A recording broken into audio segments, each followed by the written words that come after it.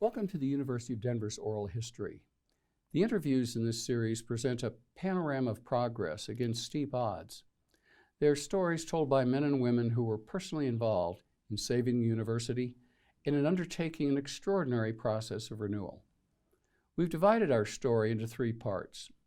The first being DU's severe financial crisis of the 1980s, really a perfect storm of financial adversity.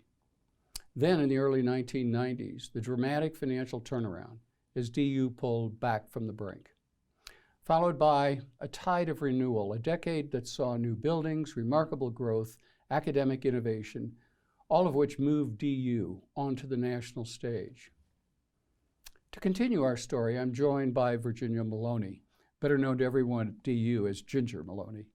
She's the former dean of DU's Morgridge College of Education, and in that position played an important role in DU's remarkable renewal. She continues to be close to the university in her role as Dean Emerita of the Morgridge College of Education. Ginger Maloney, welcome to DU's Oral History. Thank you, Jim. Let's begin to talk by looking at your background. Could you tell us a little bit about your professional experience prior to coming to DU? Sure. You know, my background is not exactly a straight pathway to a deanship, but I think the theme that's run through it all has been I've been either a participant in or led a lot of organizational change. So I started as in the first class of women at Yale University, which was obviously a time of change at Yale. And then was recruited to start a child care program after school for kids in Washington, D.C. It was one of the first in the country because women were just starting to really have careers and go back to work and need child care for longer periods of time. I got interested in kids and all the issues that kids present and families were experiencing. So I decided to get a master's degree in early childhood special education. After teaching preschool for several years and consulting with other teachers about how to include children with disabilities, I decided that I had a great interest in public policy, particularly as it affected children and families. So I went and got a PhD from George Washington University in public administration with a focus on education policy and organizational change. So with that background, I ended up working in a lot of not-for-profits. I was kind of an activist and ended up working for a philanthropy here in Denver called the Sturm Family Foundation, a well-known name on this campus. And through them, they had a strong interest in education reform, which was also my interest. I'd worked a lot in inner city Chicago before moving to Denver with families who were experiencing lots of risks, including the immigrant status, non-English speaking, or poverty, and realized how different that world was. So I did that and ended up meeting Dan Ritchie and ended up as Dean of the Morgridge College of Education. Well, tell us more about what led you to the University of Denver. Sure. Well, I had interacted a lot with Dan Ritchie, who everyone knows is a remarkable leader and really a passionate advocate for education reform. So we had numerous conversations. We were involved in some of the same groups about the condition of schools in the Denver metro area, what were some of these issues. And when Dan let me know that they were seeking a new dean for the College of Ed, he encouraged me to apply. Despite the fact that I had a non-traditional background. I was really attracted by the mission of the university to be a great public university dedicated to the public good. And I thought that was worth hitching my wagon to. I also had realized through my work in the community how important the preparation of school leaders was.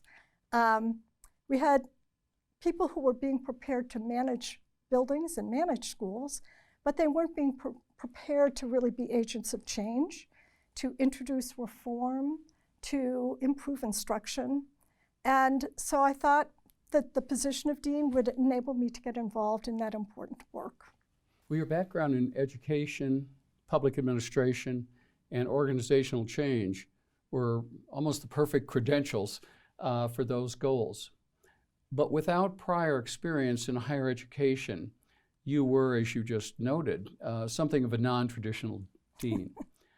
That's a little more common these days, but it was less so when you assumed that position. What did you need to think about? What were the challenges or obstacles that you saw facing yourself first as you went into that position? Sure. Well, I think it took a while for the faculty to trust the fact that I would understand their research interests and the importance of research as part of the college's work, because I'd been an activist, not so much a researcher. But I did know that there was a substantial number of faculty members who were very interested in being engaged with the community and who recognized that change was needed. So that both helped me, but also created some challenges in winning over the faculty. I also had to learn what a dean does, Right. which wasn't always clear. Well, as the new dean, what did you see as the challenges and the opportunities that the College of Education was facing at that point? Yes. Well, the college had a number of very good programs, including a focus on educating gifted and talented kids. We had a very good counseling psych program. We had just taken back a library and information science program, which was not accredited at that time, which was a very important accreditation to get. So there were a lot of challenges just looking at the academic programs to bring them into relevance for the schools of today, especially urban schools.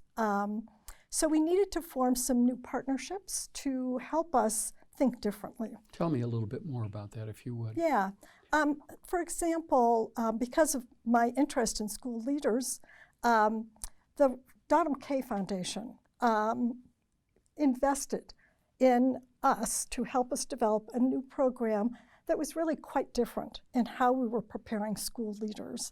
It was a residency-based program, meaning that students were in internships from day one. It was a challenge to design and develop this program in partnership, because that's not the way the university usually does things. Right. So we were very fortunate to find an excellent partner in Denver Public Schools. The leadership of the university, DPS, and the Donald K. Foundation all worked together to create a really state-of-the-art program that enabled us to teach in a much more integrated way. We knew that learning occurs best and sticks best when people learn, apply, learn again, apply, and have this iterative loop of learning. So that's really hard to do in the way universities are structured. Yes. So we were able to break some rules and get a program going that has made a really big difference in Denver Public Schools. Well, so there were some challenges facing the school when you came in. You mentioned partners. What other ways did you approach those challenges? In what other ways? Well, we certainly also needed resources. The college simply didn't produce enough revenue to have much left over to invest in new ventures. So it was clear to me that fundraising would be a fairly major part of my role. And so fundraising has to have something that you start with. You have to have a vision, an idea, a story to tell. So I understood that we needed to get a few new programs launched, but also that we needed to get the community engaged and caring about our College of Ed. So we started a series of conversations with leaders from the community, from the university, we talked to board members, we talked to faculty, we talked to students, and we asked the simple question, what makes a college of education great? And then what would it take for mortgage college, at that point we weren't mortgage, just the College of Ed, to be truly a great college of education. So that energized people. That got them excited about what we could be, and the message was loud and clear that we needed to be an engaged college of education out in the community, making a difference for kids and families and the community agencies, libraries, counseling agencies, that we were preparing professionals to go into. Well, this was in many ways at least a shift of the traditional paradigm of schools of education. I know that there were many elements to this. We've just covered it in a very brief way, but what were some of the outcomes? What were the results of these sort of multifaceted, layered efforts that you were making? Well, I think we, as I said, made a difference in Denver public schools in terms of many of the folks who were prepared in our program have become top leaders in DPS and have really turned around schools. We now grade schools, and so we can really measure those changes. We also started the Buell Early Childhood Leadership Program, and there were no other programs except maybe one in the country that worked to prepare people to be leaders in the field of early childhood, which has really exploded onto the scene from both a policy perspective, certainly under our current governor, but it has really expanded over the last 20 years, and there were no people prepared to lead in that field, both from a policy perspective, but also from leading state agencies, leading community groups. So it gives me a great thrill to see how many of the people who went through the Buell Early Childhood Leadership Program are sitting in state leadership roles now. So I think that gives us a strong sense of what kind of a difference we've made.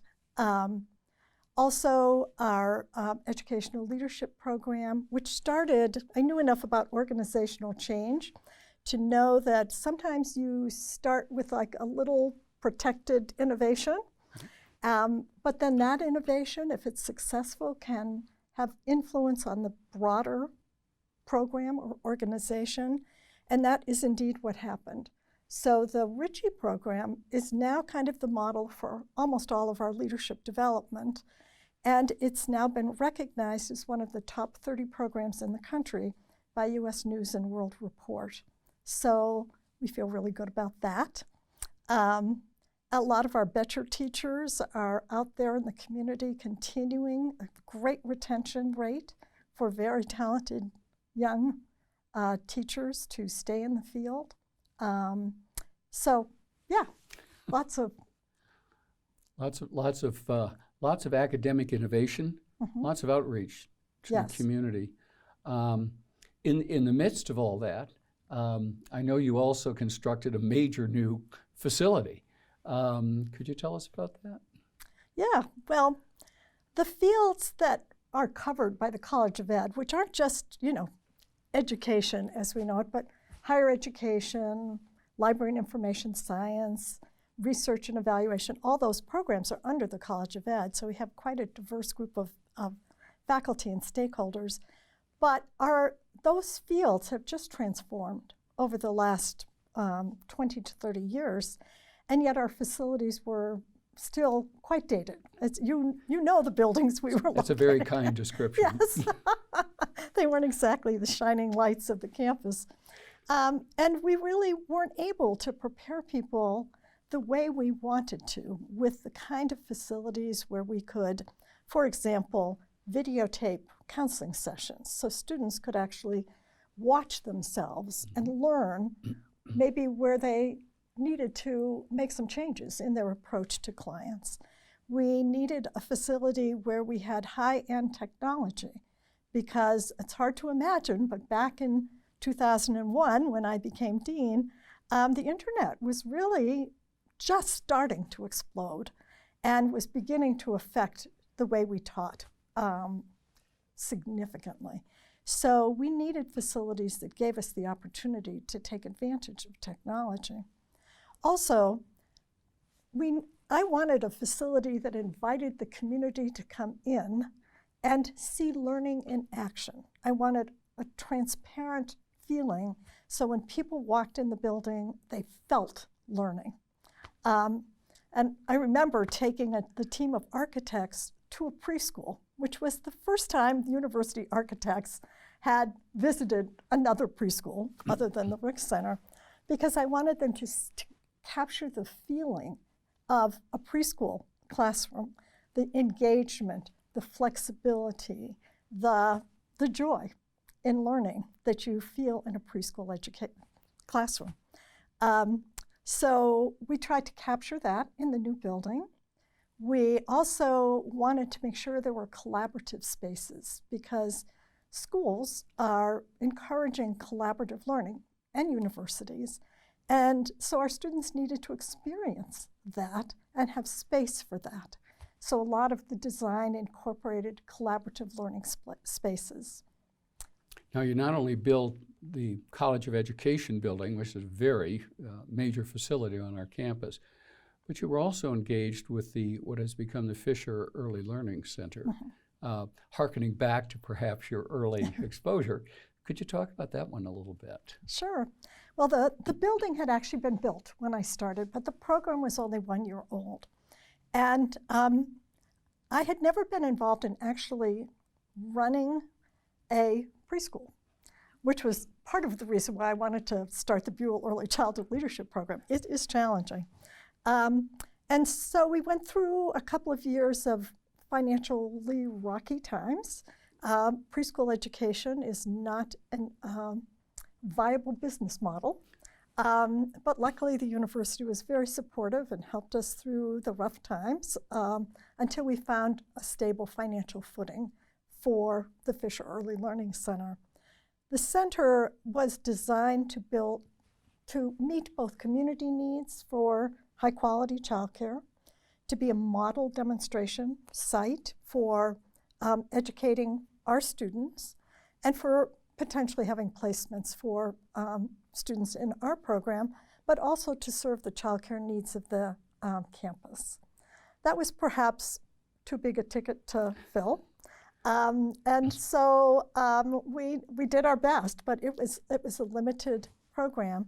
It is, however, accredited by the National Association of the Education of Young Children and recognized nationally as a model for the inclusion of children with disabilities in a regular preschool setting. Well, I know from personal grandchild experience what a wonderful facility it is. The time that you were at the Morgridge College was a time of wonderful growth, and the college continues to do very well. It really was an important part of the University of Denver's tide of renewal. I'd like to take a moment and move from the University of Denver specifically to talk about colleges of education in a little more general way. In recent years, there's been some criticism of colleges of education generally across the country. And questions like, why are colleges of education necessary? How do they add value? What do they provide? What are your thoughts on that? Yeah. Well, in my opinion, teaching is probably one of the most complex acts that any human being can perform. And that's because teaching requires someone to not only know information, but to apply it, and to integrate learning about how children develop, how children and adults learn, how they learn specific content areas. You need to understand the subject you're teaching profoundly enough to have it make sense to someone else. You have to be able to take advantage of what we call teachable moments, like when is someone receptive to learning? And you have to constantly keep in mind the ways that poverty, language differences, socioeconomic factors can play in young learners' lives and what kinds of outcomes that can produce, all in the act day after day after day with groups of people, whatever age they are. To me, that requires someone who is not just able to teach, but who is themselves an inspired learner, which to me, universities are the place where that kind of inspiration can happen. An inspiration that comes from exposure to great minds, to people who think big thoughts, to people who deeply understand their subject matter because they're researchers.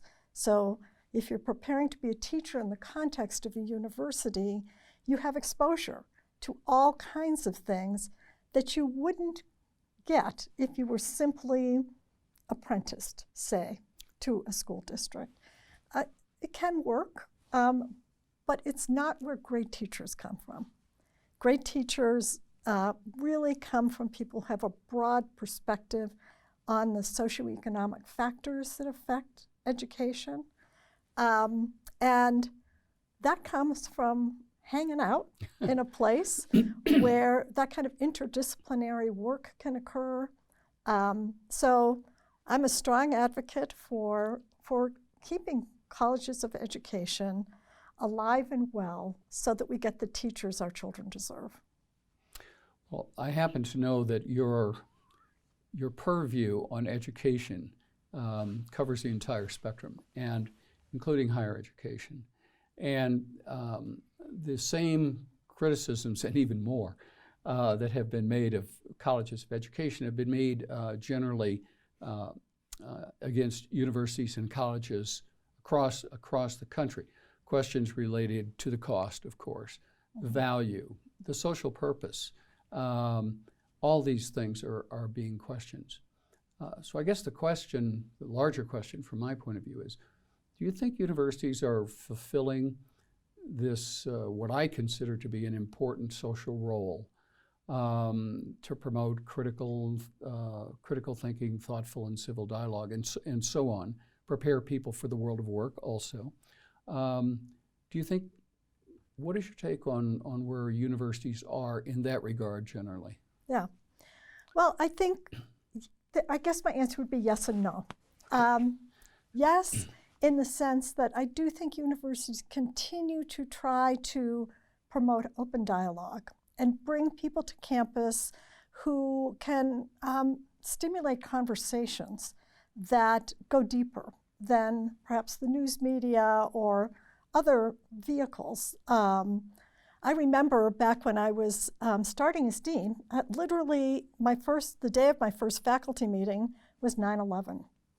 And that was a major time of trauma for everyone, including faculty and students at the College of Ed. One of the great things that I think Dan Ritchie did was he launched a series of conversations called Bridges to America's Future. You probably remember them.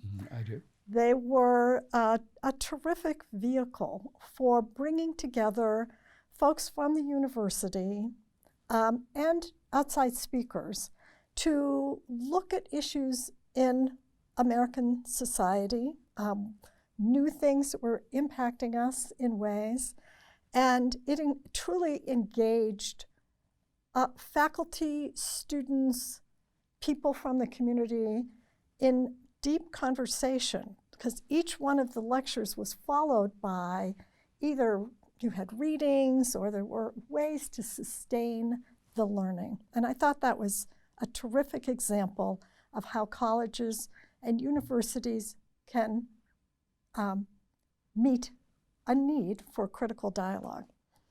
On the other hand, I worry. I do think things are much more polarized now, that conversation is getting more difficult to hold, even at universities, because of the kind of like polarization of people's opinions, very strong opinions, which make it difficult to have conversations and learn from one another. I think universities are continuing to contribute, though, through some of the research. And I was excited to learn, again, this is an outcome from the College of Ed, that we've been able to start recently a Center for Rural Health and Education. And that program just received a multi-million-dollar grant from the Colorado Health Foundation to do work out in rural Colorado to improve health and education outcomes for kids. So that, to me, is a real contribution. One of our faculty members who came on as an endowed chair as part of the Capital campaign, we were able to get a very generous gift from James Cox Kennedy to name 2, or I think it's 3, endowed chairs. 2 of those endowed chairs have developed a curriculum for teaching math to young children. And that curriculum has now been adopted by the state of Tennessee as their preschool curriculum, because the research shows that actually early learning of math is a better predictor of academic achievement than early literacy. So, and obviously you do both, but too many preschool teachers really don't know how to teach math. And what these 2 folks, Doug Clements and his wife, Julie Sarama, have done is really help preschools understand the importance of math. Their work is really remarkable, and it reflects the kinds of research that's being done at the Morgridge College of Education and other schools of education around the country. As you alluded earlier, there are major changes going on in higher education. I'd be interested in your view about the impact of those changes on the traditional academy that you and I grew up with. Traditions like faculty tenure, sabbatical leaves, the academic calendar, originally based on the planting season. Right. What is your view of the changes in terms of their likely impacts on these kinds of traditions in the academy? Well, I think there already are enormous changes, particularly maybe in some schools that aren't traditional universities. I do know that when we were trying to do innovative programming at the College of Ed, that we ran into a lot of barriers, including the academic year, because when we were working with a community partner, they needed us to work according to their calendar, which created lots of interesting issues for our registrar, financial aid office, to try to get our students started earlier, because that's when the school year started. So universities, and luckily I had the support of the provost and the chancellor, who supported our needs to be innovative and helped move the administration to support those changes. So and now programs like that are absolutely essential. Year-round programs, College of Ed has a large summer enrollment. And I think things like sabbaticals continue to be important. It's hard to afford them, given the pressures on cost. Universities are supporting faculty to do research is an essential function. And yet supporting that primarily through tuition, which is necessary if grants aren't available in someone's field, is very costly. So I don't know what the solution will be, but I certainly hope that we don't lose the ability to blend research and teaching, and have a faculty that is, again, who are themselves inspired learners, because I think that's what makes a great teacher. Well, I certainly share your view. I guess the question is, how can we affirm the value of exposure to liberal arts? As the dean of a business school, our college was preparing people to take leadership roles in the business community. And yet we often advised parents to have their son or daughter take a liberal arts undergraduate degree and then blend in and take an MBA or a finance degree or whatever. So I certainly share your view. But how can we affirm that going forward in this world of great change? What are your thoughts? Mm-hmm. Well, I know how grateful I am for the fact that I had a liberal arts undergraduate education, which exposed me to things well beyond what my profession turned out to be. As an example, I took classes in architectural history. And now that I'm retired, I have taken up that interest again, and I actually taught a class for the Osher Lifelong Learning Institute on residential architecture in the U.S. So in terms of it being a life-enriching experience, there's nothing that can do what a liberal arts education can do. I think that people are still developing when we now know that brain development continues throughout life, but a major period of brain development is between 15 and 25, when lots of cognitive changes are taking place. And to expose our students to a range of ways of thinking is essential so that they can then, first of all, find the way that is best for them, but also when they enter a profession to have a broader view of the social context of their work, to understand the history of both their field but also the culture they'll be working in. So I know that from a financial point of view, it's hard to sell both parents and students today in liberal arts education. But it pays off in the long run in creating a richer, better, and I don't mean just financially, but in all ways, a human being who can handle the transitions that are coming in our culture more flexibly, can think differently, and can make career changes, which appear to be the way of the future. I really appreciate your views on higher education generally, and your story, your sharing the really remarkable journey of the Morgridge College under your leadership and since. I'd like to shift gears just once more and ask you to reflect on, in a sort of a personal way, you dealt with many challenges and opportunities as the dean of the college. As you dealt with those things, what were the values that guided you? What was the sort of keel that allowed you to deal with these kinds of things, and what did you think as you went along? Yeah. Well, I think one core value was keeping children and families at the core of our work. That there are a lot of adult issues that come up when you're dealing with organizational change, but to constantly remember why we were in business, which was to really improve outcomes for children, adults, and families. I think it was important to respect all the stakeholders at the college, and we had many, many stakeholders because of the variety of programs that we offered. And in some cases, the stakeholders weren't in agreement.